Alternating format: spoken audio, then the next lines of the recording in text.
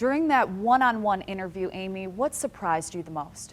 How composed, how intelligent she was, because I think, you see what Dee Dee, her mother, tried to portray to the world, a child who was truly younger than her years, who didn't have the mental capacity above a 7-year-old, and she really presented this and people believed it. But when you talk to Gypsy, she is one smart cookie. Why did her mother do what she did? Was Gypsy able to provide you any insight into what she thinks may have been the case?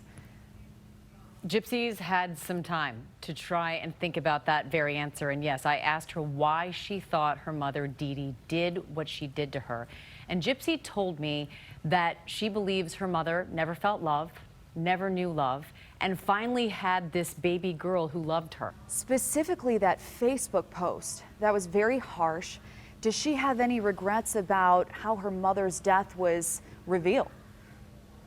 She told me that those Facebook posts were put there to make sure police came to the house and found her mother. One of the most captivating parts of your interview, I believe, is when Gypsy said she felt freer in prison. Why do you think that is?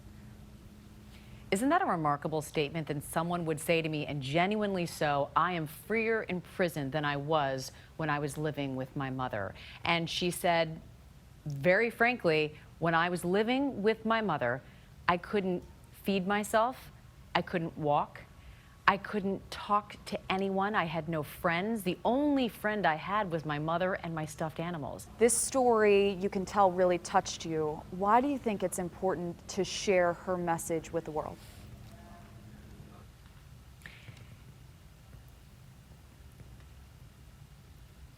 This is probably the most complicated, one of the most horrific stories I've ever covered because of the amount of abuse that Gypsy suffered for the amount of time she suffered it. If we can raise awareness about what those signs may be and prevent another child from suffering the fate that Gypsy Rose did, then we'll have done our job.